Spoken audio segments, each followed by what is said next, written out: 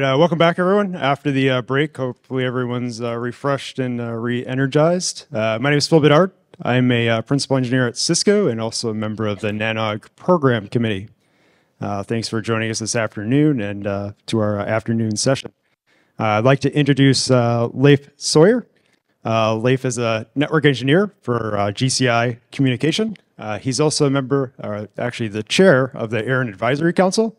And pertinent to our session this afternoon, he's also a member of the NANOG Elections Committee. Leif, this afternoon, he's going to serve as the moderator for our 2023 Board of Directors Candidate Forum. So without further ado, Leif. Thank you. Good afternoon. As he mentioned, my name is Leif Sawyer. This is my first time doing that. I'm brand new to the Elections Committee, so anything that goes wrong, you can blame me. And I think we can get this thing started here. I'm going to pull up this chair so I can get a better look at our board candidates. First things first, we'll go down the line, do a brief introduction, let them talk about who they are and why they're here, just sort of in the generic sense. We'll have a video from one of our candidates who cannot be here, and then we'll get to the questions. So, first off, here in seat number 1 is Marlin. Marlin Martes. See, I already did it, right? I told you that I would do this. So, first off, yeah, a little brief intro about yourself. Sure. Hello. So, I'm not familiar with public speaking, so I actually had to write what I'm going to say. But here's my spiel. I could have come up here and used up every little card of privilege that I have as a woman, especially as a woman of color. But that's not the hill that I want to fall on. And to cross off any doubts, no, I am not an engineer. Maybe if I had been part of this community just a couple of years ago, you wouldn't have even given me the time of day to share my voice. But I'm here and running because I believe we are at a critical moment for NANOG. So much so that the decisions that the board makes from today on will shape NANOG in ways that may be different to what we're used to. But when you know you can trust your leadership and the decisions they make, change doesn't seem as scary. After 2 years of volunteering with the Program Committee and now the DEI Committee, I strongly believe that the ideal form of business development at NANOG is coming together or creating opportunities to come together to solve deeply technical problems that enable the internet to work better for all. However, the truth is, we can't do that without considering NANOG's continuity, and most certainly relevance within the evolution of the community. This means that we need to take a harsh look in the mirror to help the board to not only identify the gaps that exist, but also come up with creative solutions. And if anything, I can promise you this: I'm small, but loud when I see an issue. I'm very passionate, I don't back out from a challenge, and I love the community. Great. Thank you. In hot seat number 2, Vincent. Hi, everyone. For those that don't know me, my name is Vincent Celindro. I'm currently serving as the vice chair on the board of directors for NANOG. I've also held the treasurer position on the board. I've presented to the community a few times on various topics. I've served on the programming committee, holding both vice chair and chair positions. My day job is for Juniper Networks. And we know that the past couple of years have been rough. Remember the times when we weren't able to meet in person like we are today? Yet we, NANOG, charged forward with some of the first virtual meetings in our industry. While on the PC, I helped guide the committee through our first virtual-only conference, NANOG 79, streamlining process and introducing rolling submissions, and I was also elected to the board during our virtual-only conference at NANOG 80. Thank you. All right. Chair number 3, Kat Gurinsky. Hi, I'm Kat Gurinsky. I work at Apple. I've been coming to NANOG for about 14 years and working in network engineering for about 16 years. I started in higher education, and then I went to data center, where I used to work at switching data, which became Equinix. In the last 11 years, I've been at Apple. NANOG has done so much for me in my career, and so I've always loved giving back. In my earlier days, I helped with the development committee and the membership committee a bit, which no longer a development committee. That was before the whole transition to the new NANOG. And then I got out of touch with it a little bit when I had some kids. Yes, we do. But I've been back involved in the program committee for the last 5 years. I'm currently the chair of the program committee, which means that I have an ex officio, which means a non-voting seat on the board. And that's been the last 2 or 3 years. So I've gotten to learn a lot about the board and how we run NANOG through that position. And I want to continue doing that work with the board going forward because I really feel passionate about everything that the board does to drive NANOG towards the future. I was heavily involved in Women in Tech as well, which has now become Diversity, Equity, and Inclusion. And yeah, I'm just really hoping to continue contributing as much as I can to NANOG as an organization. Great. Thank you, Kat. And our final seat down at the end, John Brzozowski. You said my last name right. Okay. It's been a while. It's been a while. It's been a while. So John Brzozowski, co-founder of a company called IP Clearinghouse. Long-time listener, second-time caller up here, right? So I was just telling these folks here, I couldn't be more humbled to be amongst this crowd here. I was thinking back to my first NANOG circa 20 years ago, right? And I think I'm here. I'm up here with you guys because I think we are at a pivotal point in NANOG. Dare I say, make it or break it, right? I mean, it's been surviving COVID is a big deal, but like coming out of it stronger is even a bigger one. What I said to these folks here, as I said, no matter what happens with the election, and then I'll call this in a little bit, I think we need to make sure that the leadership of NANOG is in a place where we can start to color in the great work that's been done organizationally here with NANOG, and bring back many of the things that got me here in the first place 20 years ago, right? Mm-hmm. Technology, operational issues, things of that nature. I still, I'll be 50 this year, Leif, right? I still meet people that struggle to understand how to do the tasks and the job that they've been given. So one of the things I'd like to be a proponent of here is bringing that, helping to kind of integrate that back into our DNA. And not only that, but as I've shared with others who are integral to the board here, fan out, right? NANOG, North American part, doesn't have to stay that way, right? There's a lot that we do here that everybody around the globe can benefit from. I think we're in a world today where the integration globally is more important than ever, right? Everybody kind of showing brotherhood and sisterhood is really important, right? So that's why I'm here, right? Because I'd really like to help drive that as part of the board. And again, just humbled to be here. Thank you for having me. All right, thank you. All right, we do have the one video introduction for Rhonda Silva. If we can get his video playing. Good morning, my fellow NANOG friends and associates. I am Rhonda Silva, and I am running for the NANOG board. As you can see, I am not with you this morning in person. Many of you can appreciate sometimes the calendar doesn't accommodate being in 2 places at once.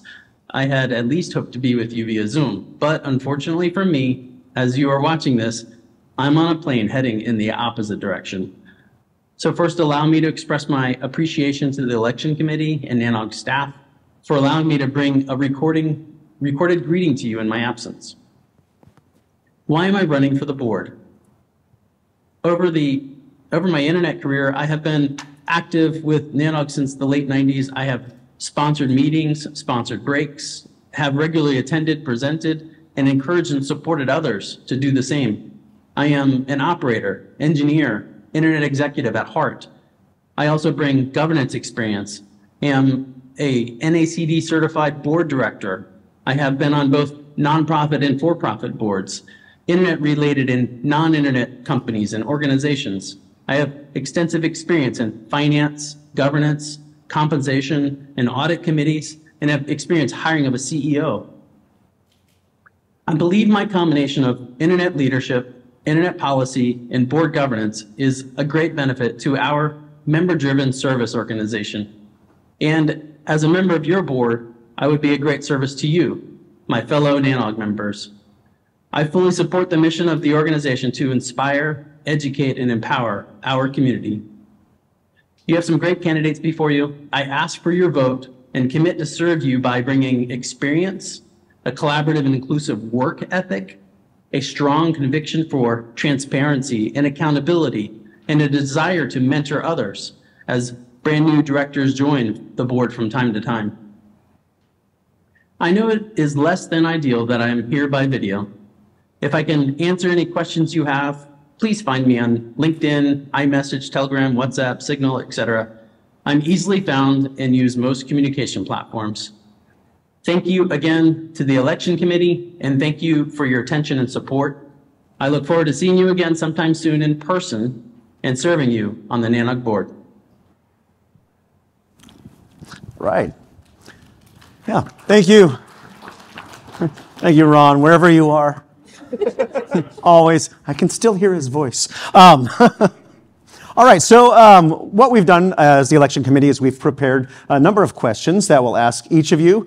Completely random order. I'm just looking at this for the first time, so I don't know what was asked. Okay, I peeked.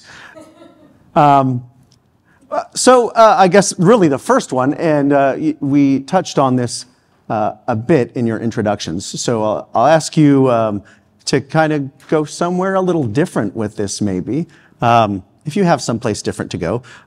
But why are you standing as a candidate for the NANOG board?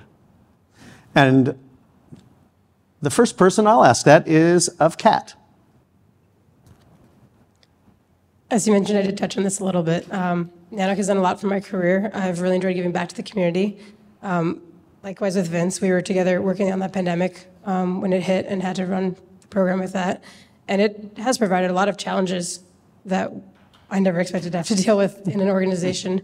I've learned so much from that. And I want to see NANOG bounce back to where it was before, but I want it to be bounced back stronger, spread its wings further. It can do so much more now. And I really want to be a part of that growth of NANOG in the future. All right. John, same question.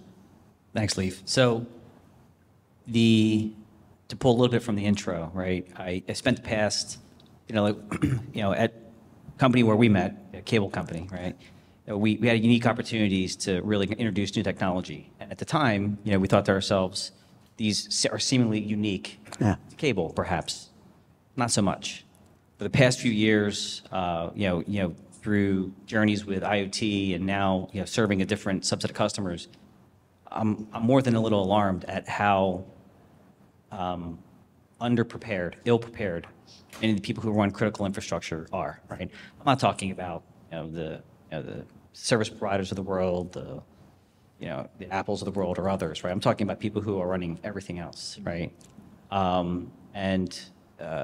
As much as NANOG has done for me, again, like Kat said, I'm concerned that there's voids in where people go to for help when it comes to doing their jobs on a daily basis. Frankly, I think we may be letting them down, right? And I want to make sure that as part of the whatever NANOG becomes into the future, that we're there for those people, because if you look around the world today, there's a lot of crazy things happening. A lot of it's on the internet, right? Mm-hmm. And entertaining Patrick, Tigger. So, but it's a true statement. It's actually frightening, right? And I think people do look to this group for guidance, expertise, entertainment, right? But it's concerning. Like basic stuff, like how does the DNS work? And how to migrate things without breaking. Like incremental migration, it's not flash cuts. I mean, just, I know Richard Raz is here talking about his favorite topic optics, right? I mean, it never gets old, right? It'd be sad to think of a day where we can't deliver that to the community. All right, thank you. Marlene? Sure. I was born ready to answer this question. I'm kidding. No, so I've thought about this a lot, and I think that right now, especially when I joined the community, it was coming off of the pandemic, so I didn't see NANOG at its glory in terms of attendance numbers and sponsorships and everything. But looking at the numbers, especially from the members meeting, it's concerning. But the reason I'm running is because I know that I can help. I have the time, I have the energy, and I am not afraid to speak my mind and bring the ideas and the creative spirit that we need to retain NANOG's integrity, but also embrace change. I think we're all afraid of change, but when you have people that are deeply passionate and know what they're doing, you can kind of trust that they're going to take the organization in the right direction. I know that I can do that. Great, thank you. And Vincent. Thank you. So I'm here up today because I think you can tell I'm pretty passionate about NANOG. I've gotten so much back from my earlier days in my career, and again trying to give back to the community. And like John, I travel around a lot. I see a lot of these other network providers where they are struggling, and I'd be at a loss if there's a void where they don't have a community such as NANOG to be able to reach out and ask for help or basically collaborate with other folks. So we really need this. And like I said, I'm here to make sure that I want to ensure that future generations are able to have that resource. Great, thank you. All right. I just want to be here to ask you questions. So, my skill is keeping the audience awake, right? Except for Patrick. Patrick can go to sleep. But I'm actually trying to stay out of your way, right? Because you have all the information. You have the experience in the background to be up on this stage. And bringing to NANOG that skill set, those experiences, your backgrounds, what do you see here at NANOG that is needed or missing? John. You know, I've had conversations with a lot of people over the past couple of years since I kind of returned in 21, right? Because I think the first time I came back, and after a while, was in Minneapolis, which I think was one of the first after the pandemic, right?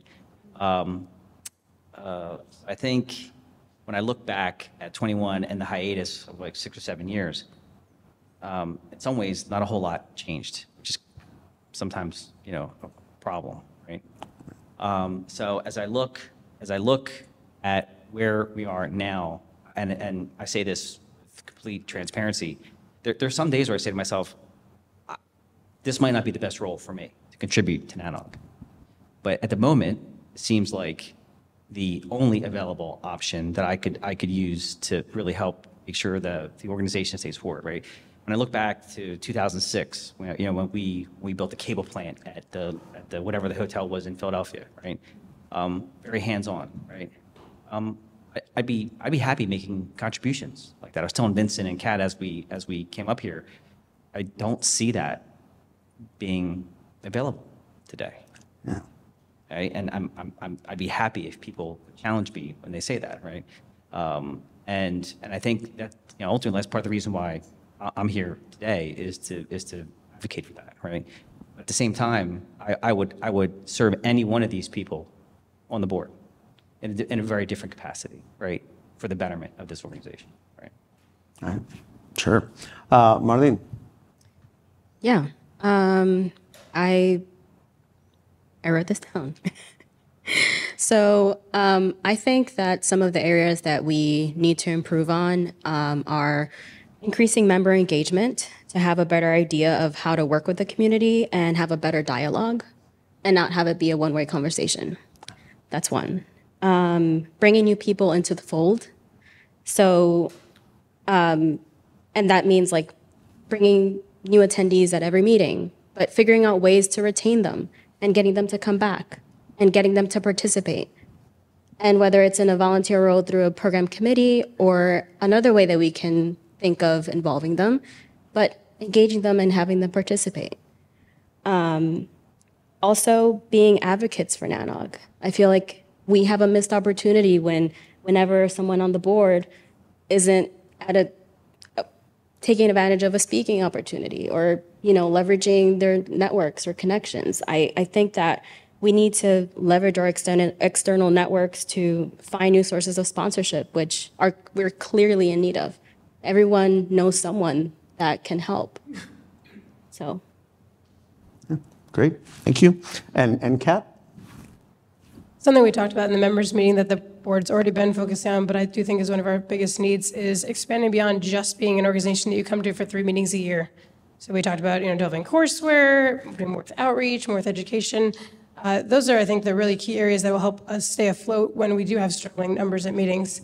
If we have these additional outreaches, and this will get us more people interested as well, if we have things outside of just the meeting space that people know about NANOG for, then it's even more enticing to come to a meeting if they're taking courses or we're doing NANOG on the roads or doing scholarships that actually, benefit the community. The mentorship program as well is another one I'm very passionate about. So really focusing on those those things that are outside of just us being 3 meetings a year that can help us drive additional engagement all year long. And then that can also lead to more sponsorships as well. So it just helps helps all of the issues that we're trying to work with, I believe. Okay, great. And Vincent? I do feel that we'll call it the finances, as far as trying to maintain that, and how do we do that, right? Do we do it through, again, education, which goes back to our core mission, and how to help bring more members in? I think the other things that we're missing here are, I'll say, openness, right? We are the North American Network Operators Group, but there is a ton of other networking engineers that fall outside of what we traditionally call operators. And I think that's a market that we need to reach out to, as well as collaborate with other NOGs or NUGs to be able to reach out to their community and then see what we can crossbreed together. Because you never know. I mean, they may say, hey, this is cool, I want to get more involved. But today, they're not aware of these. They're not aware of NANOG. Yeah, that's really hard to do. The participation, right, and the outreach, I think, is really important. It's a wonderful opportunity, to grow the organization as a whole. But there's a bunch of other strategic opportunities out there, right, that we can look forward to. And so I'm going to start with Marlene here. What do you think are some of those more significant opportunities and challenges, right, for NANOG as an organization? Yeah, so having the experience being on the program committee and being, an attendee at a couple of NANOGs now, I've had the opportunity to actually talk with the staff and see their perspective. And I think that obviously the biggest challenge is sponsorships, right? Why haven't we looked at other conferences and look at the sponsors that are sponsoring that might be relative to NANOG? Those are strategic opportunities that we can start leveraging. Why aren't we trying to get on those mailing lists for those other industry members? Like, there are a lot of other opportunities that we might be able to tap into if we set the right parameters in place. Yeah, absolutely. Vincent? I think some of the strategic things that we got to look forward is maybe changing the mindset of what we have traditionally done. And that's not necessarily meaning content or whatnot, but again, these different avenues that we were very adverse to in the earlier years. I think we need to be a little bit more open as far as thought process to that, because if we do look at some of these other conferences, some of the organizations, the way that they get funded is very different than how we are. And maybe taking down some of our biases from the past will enable us to, again, open new doors that we were never looking at before. Sure. Kat? And to kind of bounce off of that, right, one of the things, he's coming out. This microphone doesn't like me. One of the things we keep toying with but haven't actually done right is the concept of trade. Microphone hates me. This concept of, allowing vendors to occasionally pitch their products, right? That's something we don't do right now because we don't want to have anyone on the general stage just trying to sell us stuff, and I don't either. But, what about having a separate room? Is something we've talked about for, paid pitches where they could be in a completely separate place that's not a general or breakout room, and they could get to speak about things. There's so many opportunities of ways we can increase funding, which other places do sometimes do. And then the other avenues, right, the opportunities around scholarships and stuff, that's something we're reevaluating as well, because it's great to give scholarships, but we need to make sure there's a return on investment. Do those people actually end up going to engineering fields? Do they end up coming back to NANOG? Do they end up getting more involved in NANOG? We want to make sure that we're doing them all in the right way. Right. So we have so many opportunities, but we have to make sure we do the opportunities correctly so that they reinvest back into NANOG. That one, yeah. Thank you. All right, thank you. Quick mic change here. John, yeah. Can you hear me now? So I'm going to stay true to what I intended to, Leif, and I'm going to talk a little bit. I want to stay anchored around tech and operations, right? A couple people in the room, so I'll say one word, V6. That's how you and I met. Okay, so, elaborate, right? Right.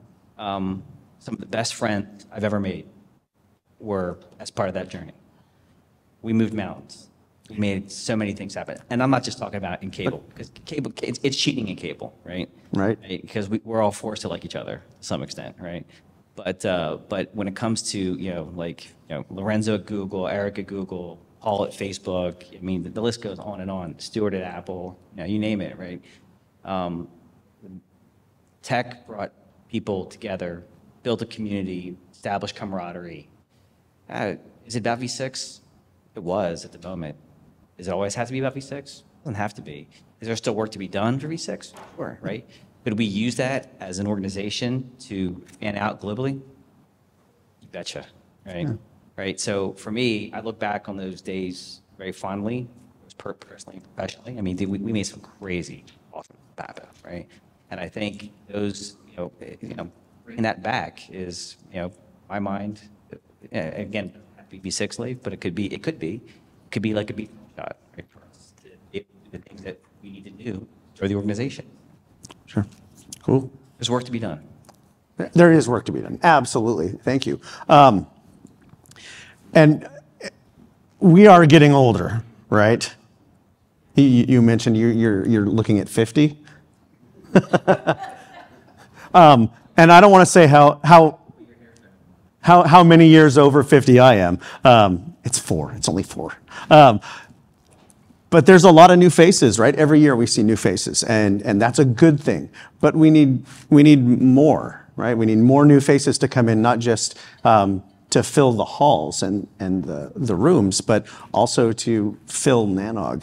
So the question here is, how should NANOG reach out and include that next generation of networking professionals? And I'll pick on Vincent first this time.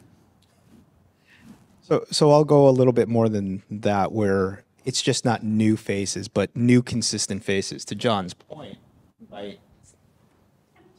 I think we're having a battery problem up here, maybe all the way across, or is it a diversity with the antennas? So to John's point, right? Those were relationships, lifelong relationships that you had built when you were moving mountains. So how do we foster that for the next generation? And I think, again, it is one of these things that we've looked at different ways to do this, either through college or through maybe junior engineers within the organizations. And I think that is one of the ways to do that, is because, again, when we were trying to build this up, right, things were good, but now that everyone's maybe like in a corporate environment, it's a little bit challenging. So we have to increase the value of NANOG so that they are able to pay the companies that these folks work for, can validate, justify why they're coming here. And again, we see other organizations where they're going to these conferences that cost, 3-4 times as much as ours, but they are very well attended. So again, I think we need to challenge ourselves and say, well, maybe the way that we're doing it is a little bit different, but still maintain education piece of why they're coming to this conference. Right. Good. Kat. I also think some of our initiatives can be combined too, like taking things like the college initiative program can be combined with the mentorship program. So when you get new people, or just in general, newcomers can be combined automatically with mentorship when they come to a conference. Because a lot of what helped me feel comfortable in the community when I first started coming was getting tacked onto some old comers. I happened to work with an old timer, He just showed me around, showed me other old timers, and they showed me everybody else. Having someone that can guide you through is a huge difference when you come to a conference of a bunch of strangers versus just coming, sitting in the back, listening to talks, going, cool, I learned something, and then not coming again. And so I feel like we can combine those two different areas of college, scholarship, et cetera, newcomers with things like mentorship or ambassadorships, whatever they may be, where people feel welcome from the beginning, then we can foster more repeat attendance, where they can get the most out of it. So, yeah. Right, great. John? I'm going to take something from Kat here. I think getting to people early is better. Like I said previously, we got lucky. We all kind of met each other at a pivotal time, internet growth. But I do think getting to people early, incentivize, giving them the opportunities to participate. But I will also tell you, you have to give them something interesting to work on. Right? For me, it was equally as technically challenging as it was commercially. Right? I'll leave it at that. But the business problem I solved was as awesome to me as the technical problem. Mashing the two together to the tune of billions of dollars. Yeah, man. Like I'll get up every day for that. That's not everybody, right? So we have to make sure that we're talking to people. When I was asked to help recruit engineers to make sure that it didn't take us a year for them to learn how to do DOCSIS, that didn't happen. That didn't it didn't happen in we had to get to them in school. We even started talking about high school, right? I never got there. I mean, the most work that I did, previously was in the university higher ed, venues, right? And even then, it was already, it was already a little late. But I'll pause there. That's really what, in my mind, is what comes to mind. Borrowing from Kat, but also kind of piggyback on. It's got to be cool. It's got to have value, right? It's got to resonate with the generation that we're focusing on, right? Right. Great, thank you. And Marlin? Yes. So I can think of a couple of narratives here. But for me, and I wish that Les Williams hadn't dropped out because I felt he is also a colleague from Amazon. He was also on the board, running for the board. But his perspective, after some discussion, was he's very highly involved with the hackathons. And to be honest, it's very unlikely to get a very young student to attend these NANOGs because they might not be able to afford it. Yeah. That's the reality. So how do we get them through the door? We get them through the door through the hackathon. And maybe we need someone or a more strategized approach to identifying or matching universities that are local to each NANOG area or NANOG event and recruiting those students from those local universities to come and attend a hackathon and making sure that that hackathon experience is amazing and validating for them so that when they go back to school and they maybe graduate, they might consider being a network operator and finding a job. I know that there was at least one of the students that he had brought in who ended up getting an internship and then was employed after. And it was through the doors of NANOG. I also worked with Bob Bender's daughter, Jill Bender, to get her to speak at NANOG. She had come with him to a NANOG when she was a young girl, and he had been so proud and talking about her, and over our social, he was boasting about his daughter. And I said, well, why isn't she on stage and talking? She never even considered it. And now she has spoken at least twice and is definitely a reputable voice in the community. So that, like bringing the early exposure, as John said, but also a more strategic approach to these initiatives that we're already doing the solution is there. We just have to dedicate a little bit more time to it. Sure. Okay. So dialing in on some of that, those different strategic approaches, right? There's a bunch of areas that we can focus on. And so I'm wondering if there's any particular inspirational area that you have about where NANOG is going and what NANOG should be doing. And I'll throw out a few of them here as ideas, like education, industry growth, the next gen NANOG, organizational vision, or outreach and recruitment. And if there's anything there that you want to talk directly to, or if there's something specific I've missed, feel free. Kat, I'll let you go first. Start, Galvin. For me, my passion areas would really be that next generation, and as such, education, because that kind of goes hand in hand, right? So I'm really excited about the ideas of us developing courseware, if we ever get that off the ground and have more courseware going forward. I feel like that's a huge growth for us because it can just attract more and more younger generations looking to learn basics, intermediate level things, advanced. We could offer so much to really entice them to get here. Like we have the Sunday DNS program that we've been doing for the last few NANOGs, right?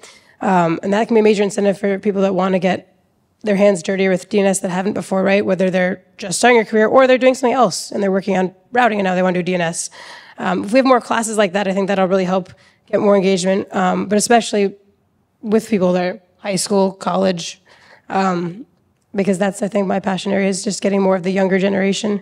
I was the younger generation, like 14 years ago. And I want to see more people come in that, awkward young phase of their career and open up and learn more and be with NANOG through their mid and senior level of their career so that it's a constant for them. Great. Thank you. John, and if you want me to repeat any of these, just feel free to ask. I'm ready, dude. I'm ready. I'm ready to teach. Let's go. So I'm a capitalist at heart. Not going to lie, and I'm not going to apologize for it, Leif, right?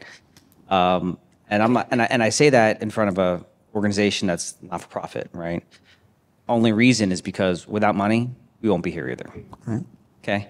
So I think at the end of the day, there is a place for us to have programs that are attractive and innovative and technical in nature that can drive revenue and membership, right? At the end of the day, and I'm sure there are plenty of people in this room that I've visited their home. No kidding, right? When you are my customers, I would actually like if I'm in any town XYZ, hey, you got a problem with your cable? Let me help you out, right? Hey, you want to do V6 private trial? No problem. I always said, the day I won't do that for one of my customers, that I'm touching the services in their home, is the day before my last day at that company, right? So I say that here because we all have to look each other in the face and say, when people come here and pay to come here, travel, membership fees, registration, et cetera, are they getting what they paid for? Are they? Let's make sure. Okay. Yeah, good, thank you. Marlene. Can you repeat the question? Sure. We talked about or mentioned different areas like education, industry growth, next-gen NANOG, organizational vision, I can speak, and outreach and recruitment. Mm-hmm. I'm sorry, I missed the question. Just what inspires you to talk about what NANOG should be doing in any of those areas? What inspires me? Of any of those, yeah. Any of those. I think we need to have a strategic vision. First of all, for where we want NANOG to go first. I think when we don't have the overarching vision of what needs to happen, we can't figure out any other initiative because we don't have a direction. So once we figure out what we're able to do, even financially, then we can start to pick at the things that we really want to home in on. For me, being part of the program committee and the DEI committee and seeing the sausage being made, it's not always pretty. Unfortunately, these are volunteer. They're volunteer positions that people are donating their time to. 70% of the people participating on the committees don't have time to do anything. So, to me, we have to really pick at the ugly and try to figure out where we can fix it. This isn't. I feel like this isn't supposed to be a popularity contest, or or a place where, like, yeah, I'm serving NANOG to be self-serving. We have to not be self-serving and think of the community. If I can't contribute to the community or think of the long-term approach, then, you know, like, we're never going to get anywhere. So what inspires me is I want NANOG to survive. And we need to figure out how we can do that first before digging into anything. Yeah, great. Thank you. Vincent. So I think.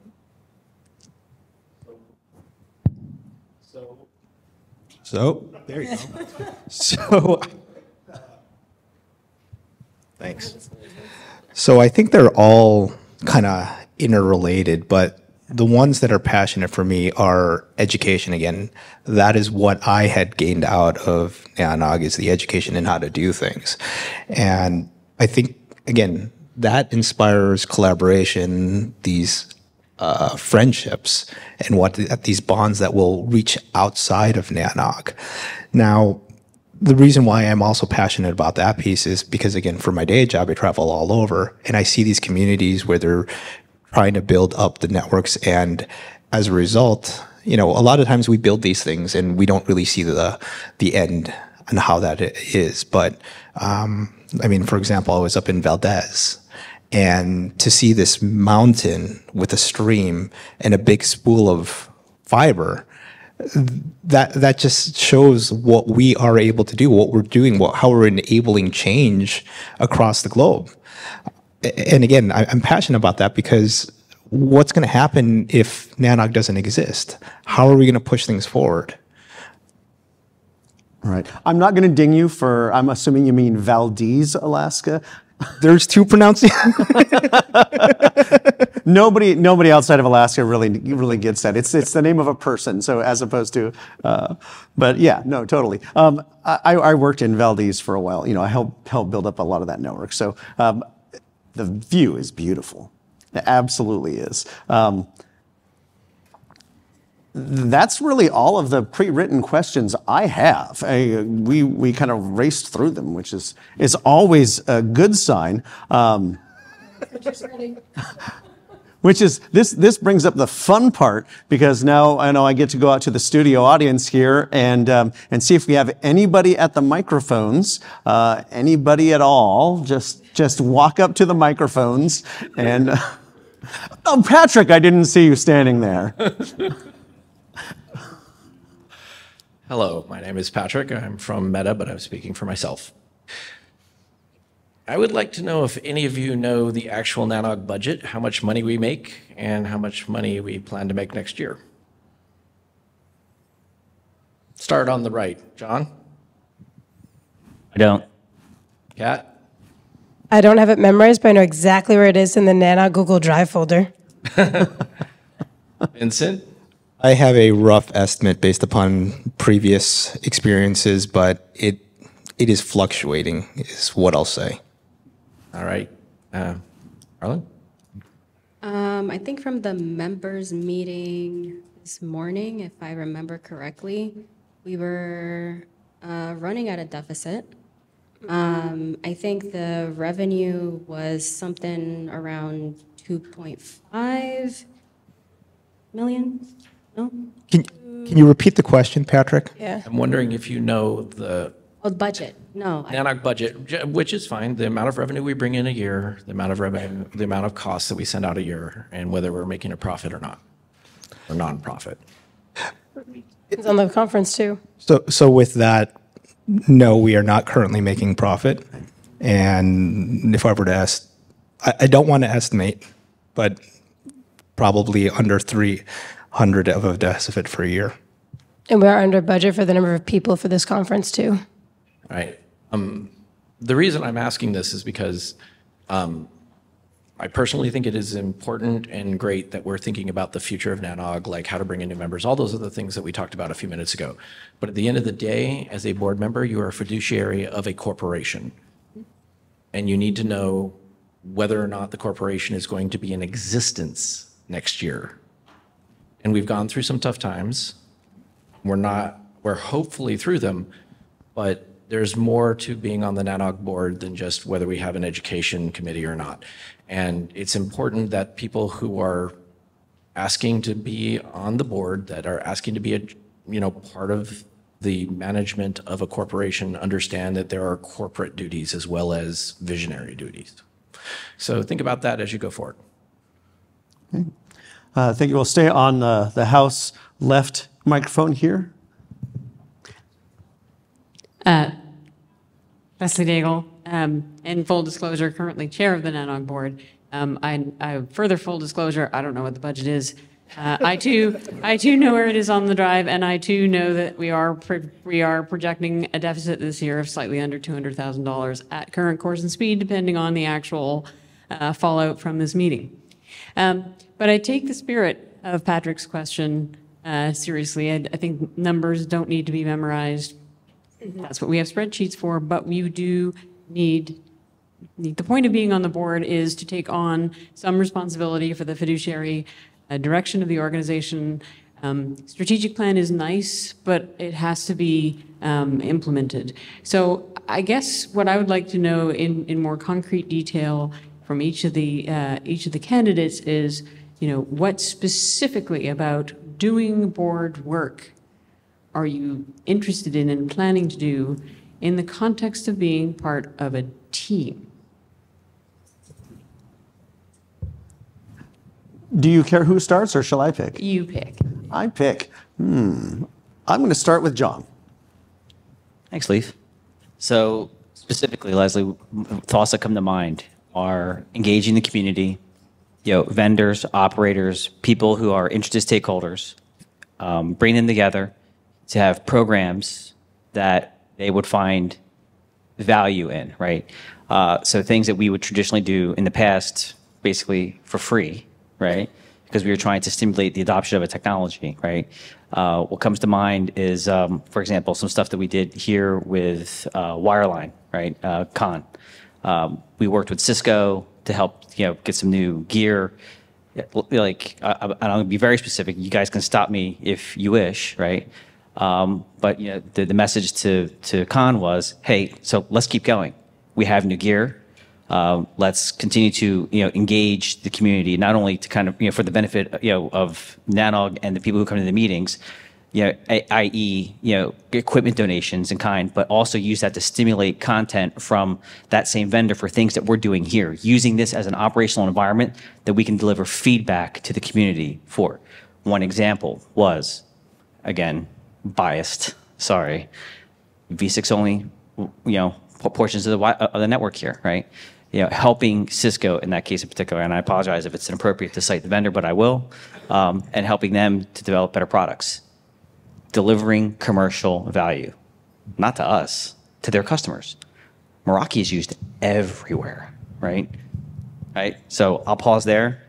Leslie, happy to dive in some more if you wish. Otherwise, I'll turn it over to the crew here. Kat. When you're saying working together as a team, did you mean the whole community or just the board team, Leslie? I was thinking of the board team. Okay, that's what I thought. One great thing about being on the board is that everyone does have completely different backgrounds from each other. So while someone might be extremely passionate about education outreach, someone else might be passionate about the budgets and what we have to do for cuts, which has been something I've really enjoyed about learning through being on the board is in my ex officio role. When we have low budget expected, we've had to look at things that we can cut, right? And that's always a hard thing to do. And that is actually, it's like playing Tetris. I can't let it go too high. So I've got to figure out which pieces I can remove that aren't going to make anything. It's also like a puzzle that I don't want to fall apart. If I'm taking pieces out of the foundation, that's no good. I've got to figure out what I can take away if we're going to keep within budget that's not going to crumble everything else and hurt everything else. And I actually have a lot of enjoyment out of trying to make sure that we can still stay within budget by figuring out what we can cut that isn't going to be detrimental. Nobody wants to cut anything, obviously, but I enjoy getting to work with others, though, to understand from their expertise where the areas are that we can work on for improving if we can't get the sponsorship we need and have to do that, And then, of course, we do try hard to try and fill those gaps. Like we got lucky with the espresso bar, We're all appreciative of the coffee. Vincent. Oh, sorry. And the bacon. And the bacon. So again, relative to working as a member of the team on the board, I would look at this as working collaboratively, or as well as trying to resolve some conflicts. Or even that, it's asking the challenging questions internally within the board and maybe make ourselves feel uncomfortable, because once we feel uncomfortable, we recognize, we see ourselves, and that's how we can push things forward. I would also say from that, working with the board, leveraging the relationships that we have so that we can do things where we work with other organizations to help enhance the community, either through, again, vendors or through other organizations that we should be leveraging that we're not doing today. It's working, okay. So this is where my skill set in being scrappy is really good. I'm actually really good in challenges, but former to my life at NANOG, NAWS, and even like going to DC, I used to work as a forensic accountant. So I can talk numbers all day. I'm also really good at negotiating. But I feel like as a board member, I can really call on to experience my experience with the board of the Latinos Affinity Group at Amazon. This is a group that has no funding. We have to set into place events and things that will generate enough interest to gather sponsors and work with the community and figure out things that we can generate funding from. So again, being scrappy and being able to pick up on the work. And obviously I'm not familiar with what goes on behind closed doors on the NANOG board. But I have done anything from writing letters of intent, preparing books, filing tax returns. I've pretty much done everything. And I have really good connections with government. So I feel like as a board member, leveraging my experience and external partnerships that I've already built, especially coming from a younger generation where like I'm a little bit more connected on social media, I can not only contribute in doing the hard tasks and setting strategic things, I'm also willing to strip back and figure out how to handle the critical stuff with the funding and help amplify what we're doing. So I'm not sure if that answers your question, but. Great, thank you all. Yeah. Right-hand microphone, please. Hi there, Jason Bodie with Moody's, but I represent myself, and I'm not going to make this all about Patrick, but he does raise some serious, he asks some really serious question, ask a serious question, right? And yes, I do know the budget, and it's frightening, right? Our attendance is frightening. I know most of you.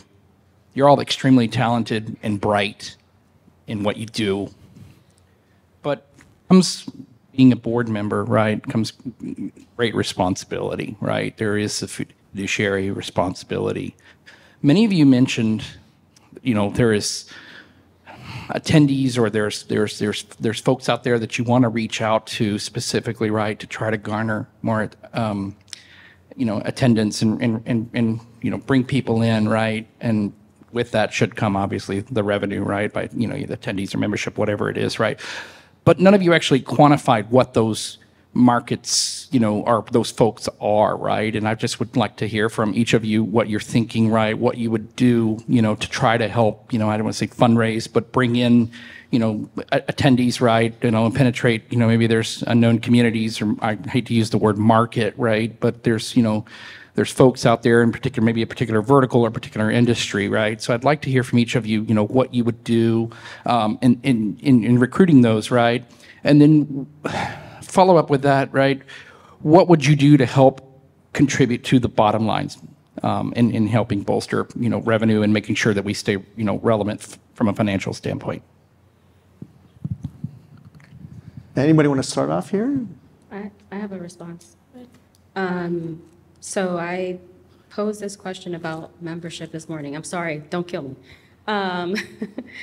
But no, in reality, I feel like there's a really big missed opportunity with how we're handling NANOG membership. I feel like we can definitely find ways to maybe make different categories of membership that are specific maybe to industry type so that we can maybe identify different types of members. And that way people would feel more proud of their level of membership at NANOG. And maybe with the different tiers of the different types comes a different fee. Because clearly the flat fee for everything doesn't necessarily work to promote that. And because the membership, like you can't really, like sponsorship, what sponsors want to see is, okay, the attendee list, right? But in order to get more attendees or to get returning attendees, the value proposition for that person needs to be more than just, yeah, I'm going to go to this event to drink and talk to people.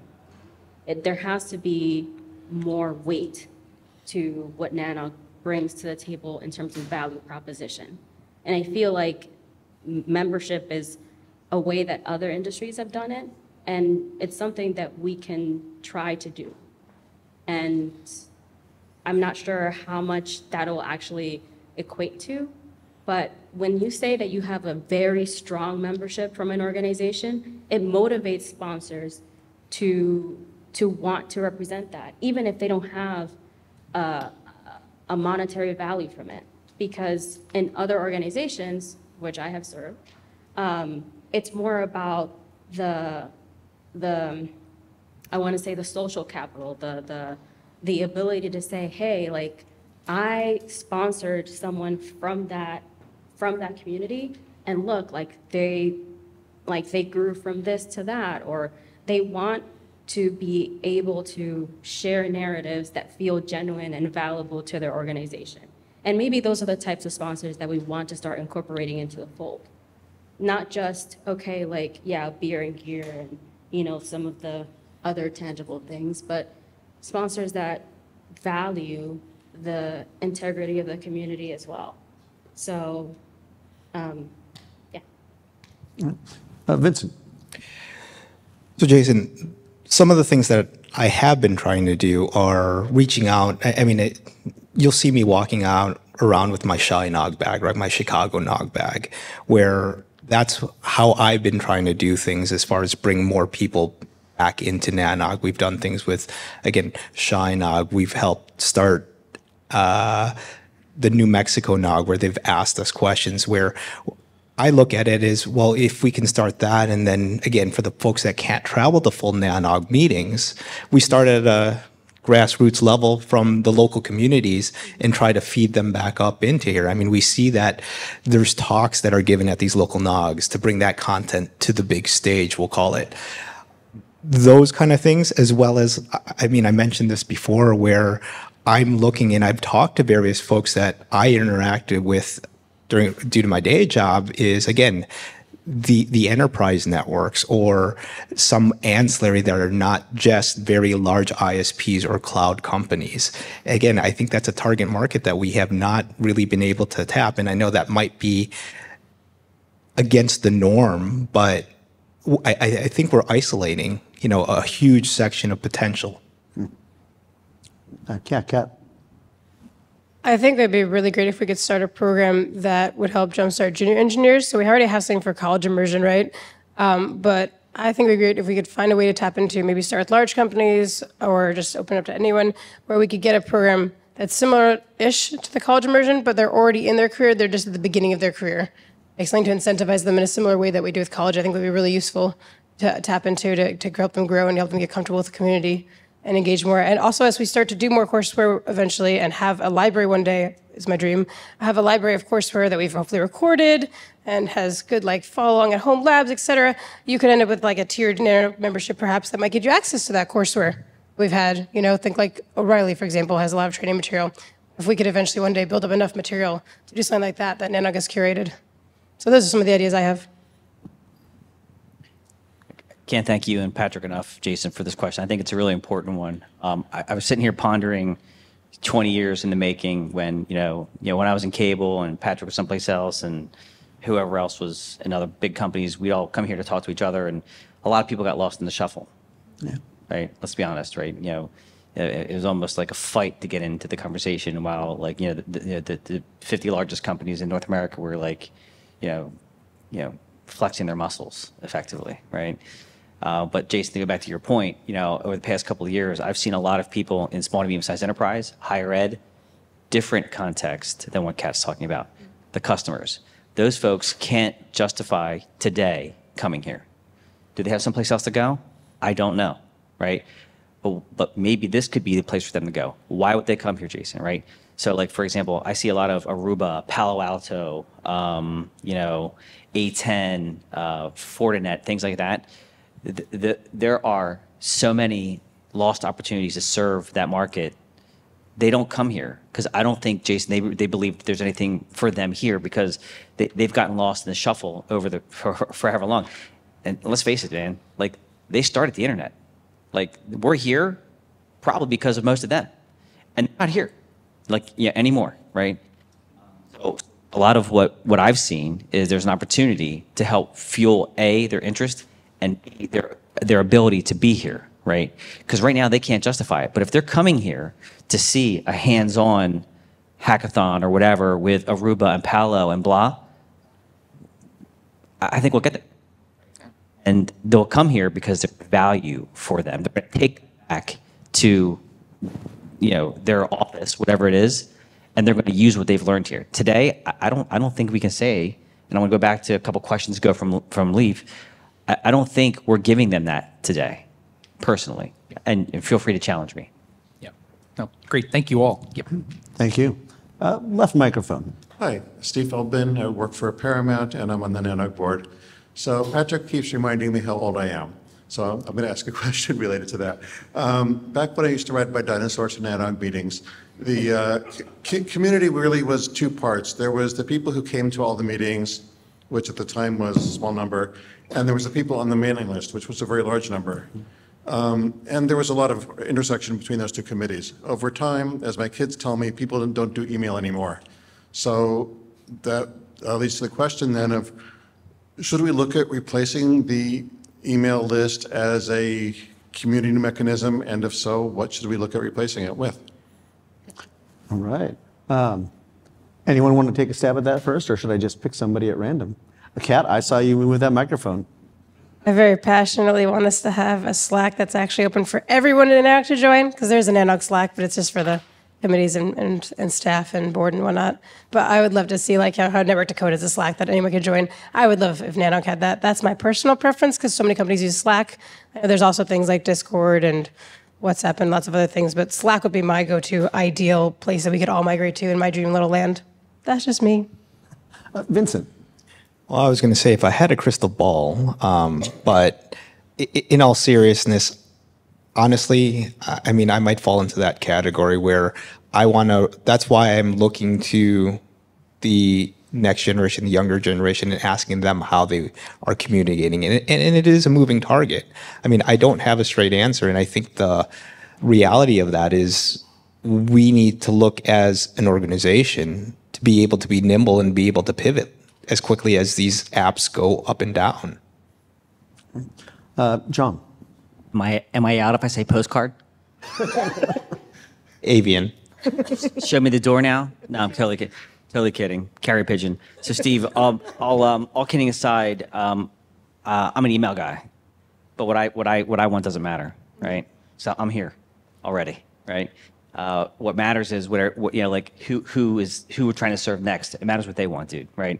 What I want doesn't matter. Who cares what I want? Right. I mean, I'm not trying to kind of minimize your question, but really, like, if it was up to me, it'd be email. But like, I think we're missing people because it's just email, right?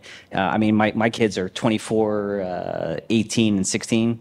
I have to smash them on the head, especially the new one in college, to go, dude, go check your email. I got all these crazy auto forwarding rules so I can help, check his email for him. Like, unbelievable. So clearly, I'm telling you right now, not email, man. But even though it works for us, I just don't think it's our decision. Like, we have to talk to the people, right? Like, and ask them what they want, right? What works for them, right? I think Slack all the time, right? I'm not a fan, but whatever. It doesn't matter what I like, right? All right. Yeah, Marlene? Yeah, I couldn't agree more. I think that, honestly, like, I shouldn't say this. But, so at Amazon, we have a cap at, like, how many emails we can get over time. So there's a lot going into my junk or spam box that I never even see. So, and that's not only like my work email. My personal email is jam-packed with marketing and crap from everywhere. So yeah, I can definitely see we need to maybe try to pivot or find a better system to communicate. But to John's point, that's not, I feel like talking amongst the board on what should be the right solution is not the right approach. We need to ask the community what works for you. Like a survey. Yeah. Need a survey. Yeah. Yeah. Thank you.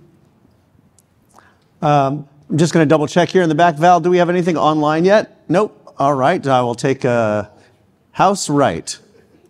Right. Yes. Hi, my name is Hossein Badran. I'm with the Internet Society. It's, of course, my personal view. And thank you to the candidates really for their keen interest to serve the community. It's much, much appreciated that you're coming forward. My question is in a different direction a little bit. Of course, the governance model of the nonprofit has the board, but also has an executive director. How do you see your role as board members versus the executive director? Where the responsibilities lie, and how would you support the executive director, but also hold him accountable? A small follow-up on this. Would you individually see that you have the ability and time to dedicate the required resources, not at NANOG meetings, but in between NANOG meetings, to follow up on the action items, on the activities, dedicate the time that's required to make sure that deliverables are actually met by staff and the director? Thank you. All right. That's a little complex one, right? Eeny, meeny, miny, Vincent. Thanks. Well, I see the role of the board is to not work in collaboration with the executive director as far as, again, overarching. Executive director deals with the day-to-day. Essentially, we're not here to manage staff. We're here to help set the direction, set the tone, set the vision, and hopefully our search for the new executive director will help bring that, and then we can make sure that that falls in line with the mission. So it's kind of a check and balance. To answer your second part of that question, as far as do I have the time, I have tons of time on the plane, but seriously though, I mean, I think having served on the board for the past 3 years, it's been shown that I've been able to commit the time, that I've been able to follow up on things in the time that is required to meet the deliverables. Thank you. Marlene? Yeah, so I serve not on one committee, but 2 committees. I'm also a mother of 2. And my second to last NANOG, I was walking around with a belly like 7 months pregnant. So I am very committed to this organization already.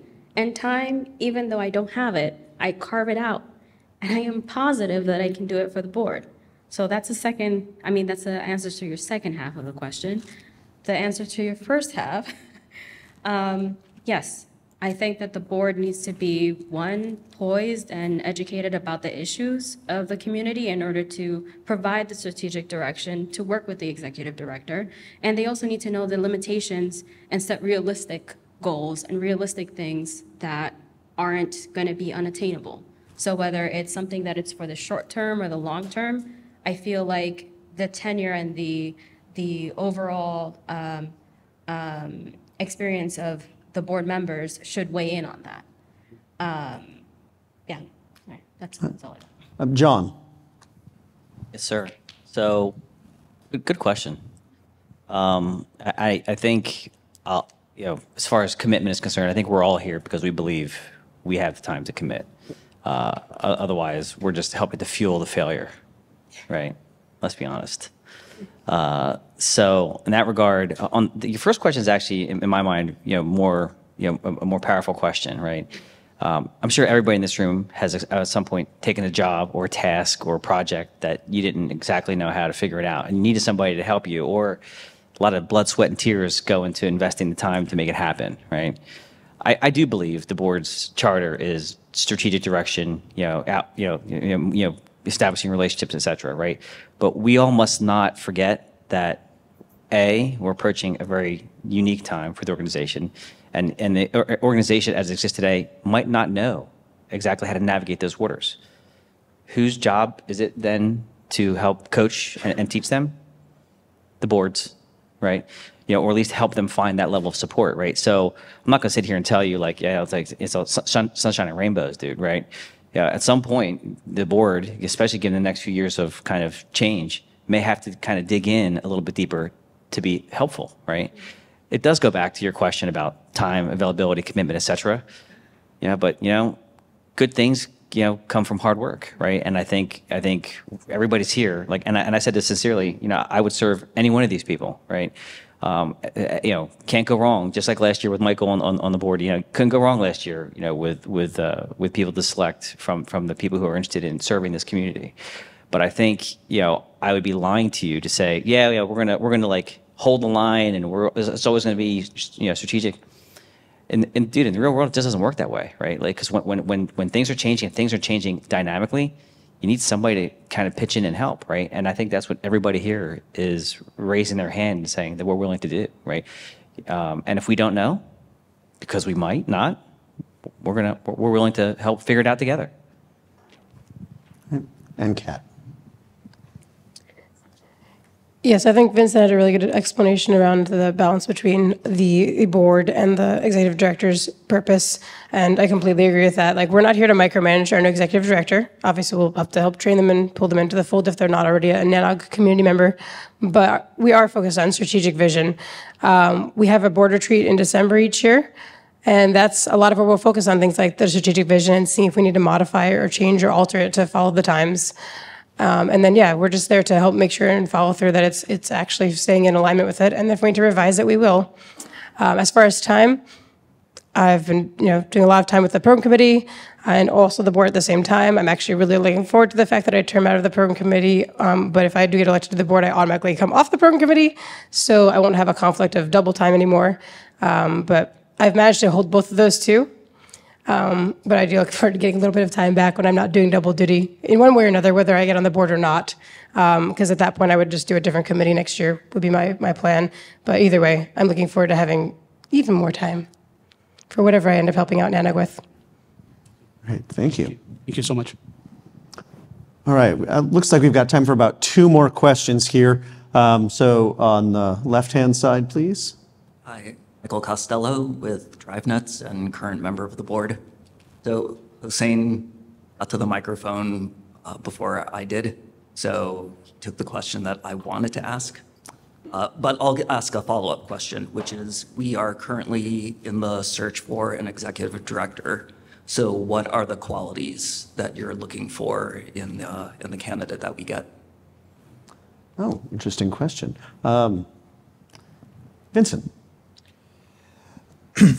So given a lot of what I had mentioned earlier, I would say the top qualities that I'm looking for or top qualities that I think NANOG should be looking for in an executive director would be, we'll call it maybe outside of the technical realm, something maybe like at a corporate level, how to structure things from again, fundraising is what we've talked about, different ways that are just not what we are used to, and looking at those other alternatives. The other thing that I would say is maybe someone who is good at building relationships, again, not only within the industry, but outside of the industry. Marlene, you said, how do we take that? How do we bring those value? How do we get the sponsors to see the value here, right? The ones that we traditionally have not reached out to. So again, we feel comfortable because if there's a technical person that we can relate to, good guy, but maybe, we need someone who's going to push the organization. Not sure if that answers your question, but I think those are the qualities we got to look for. John? So, Michael, I'll throw out a few words and then I'll tell you why, right? So, focused, structured, prioritize, someone who can prioritize, has some vision, approachable, right? I agree with Vincent. It doesn't have to be like, atom splitting engineer. I mean, probably shouldn't be an atom splitting engineer, right? Physical awareness, absolutely, right? But somebody who's had some operational experience, right? And I don't mean operational like just business ops.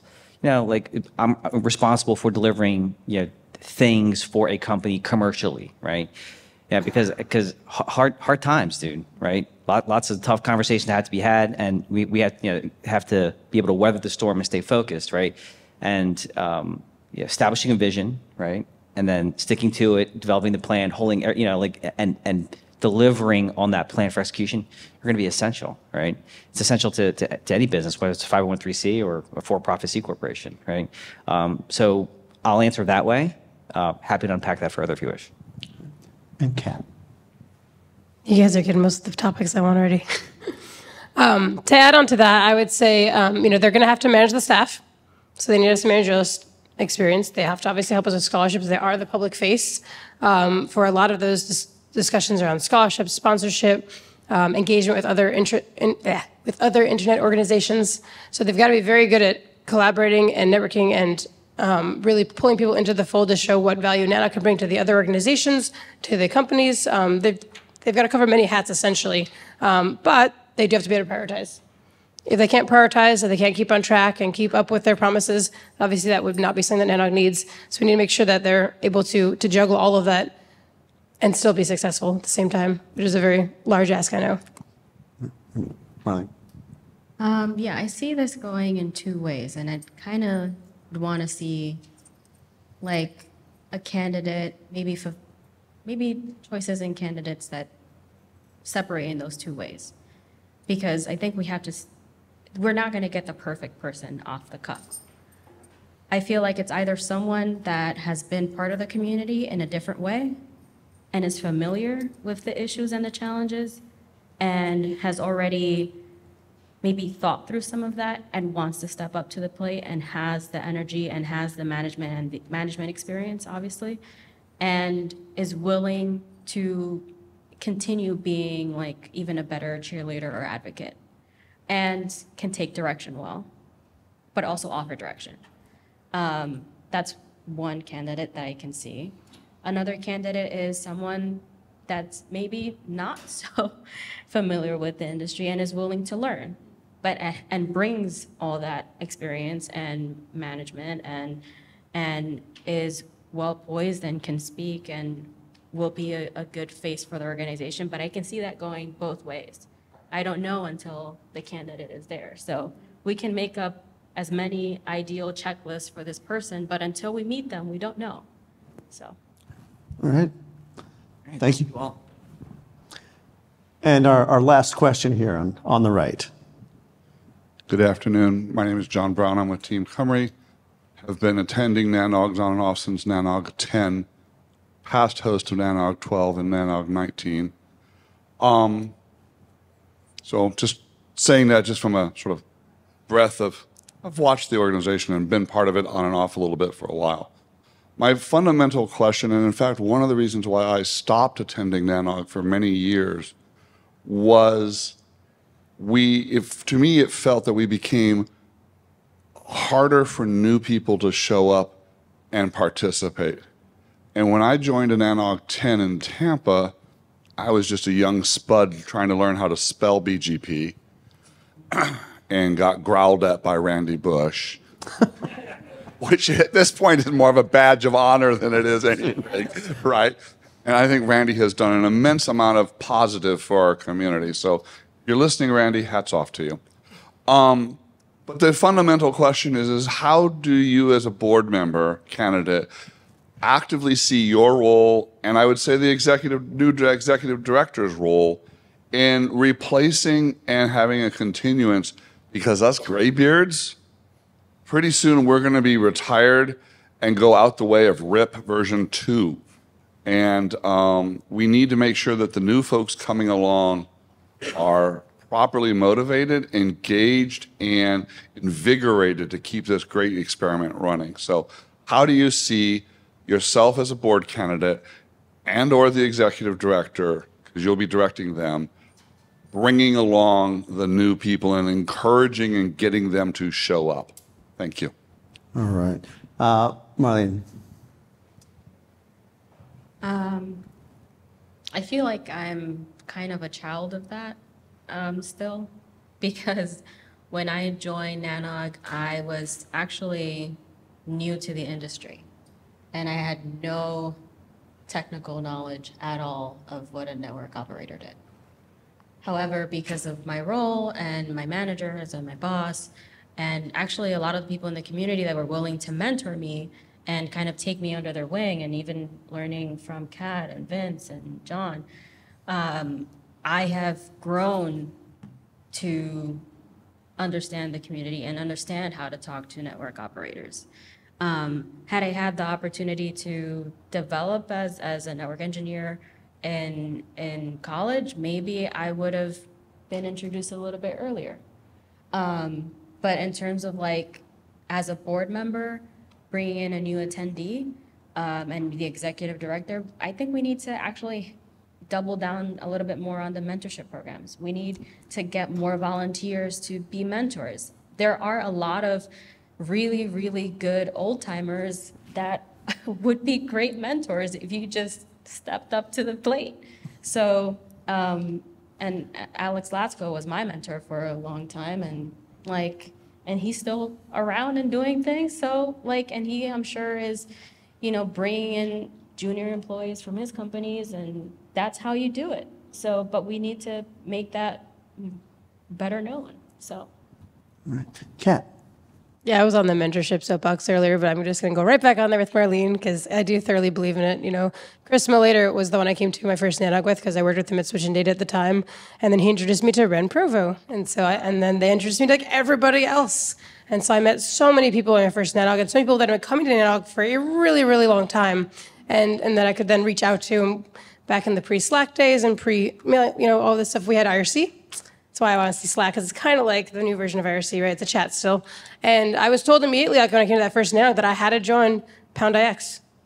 #IX. I had to be on there, on that IRC channel, because that's where all the NANOG people were. And then when I was in at conferences, I was able to stay connected with them, because everyone would be in there all year round, And just, having something to keep us connected after we leave, because I think that gets us to come back. And then having that mentorship from the beginning. When you go to your first NANOG, it shouldn't be like, oh, I want to have a mentor. Cool. 2 months later, I get a mentor. No, I want to sign up, say I'm a newcomer, and I automatically get assigned to somebody who's going to come to the conference with me, that is going to come and meet me at newcomers. That would be awesome. But we need all of you guys to sign up as mentors to do that, or ambassadors, or whatever we want to call it.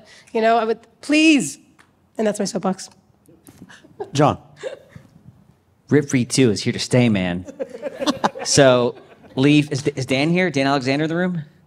How many RIP V2 static IP DOCSIS customers do you have on the network? Don't answer the question. Here to stay, baby. Randy's a tough sell, no kidding. And Ren Provo is literally the poster child. What a great lady. I probably know 30% of the people I know from here because of Ren. No kidding, right? I don't even know if she's here. But it is a true statement, though, right? So there's a bridge that needs to be built, maintained, established. If some of us, the approach was tough, right? Or we had friends we had help with Ren holding our hand, right?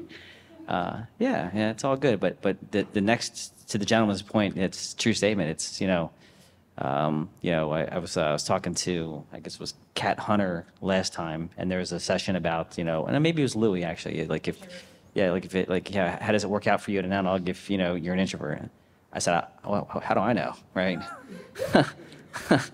Beats me, but it's a real problem, right? And I'll say the same thing I said whenever we did this last time. It's on us to help, right? And be the Ren, right? So It's a big deal because otherwise it's gonna drift off into retirement, before you know, except not Rippy too. And Vincent. I will say one last thing about the mentorship, being on that mentorship committee. I mean, I see all these folks here, and I'm kind of appalled at the number of mentors that we have signed up. Everyone can be a mentor. To actually answer the question, I think it's showing the passion, because passion's contagious. If you're able to eloquate that just through your actions, and we had talks about before that we all could be these leaders influencing the next generation of network engineers by just being so energetic and talking about, again, either the perceived or what we show to be the value of NANOG. That will help folks say, this is great. I went there. I saw this. I want to go back. You should come with me next time. All right. Thank you. Thank you all for your questions in the audience. I don't see Val standing up. We're down to the last few minutes here, so I wanted to give each of our board candidates here 30, 45 seconds to kind of come forward and any last statements you want to make.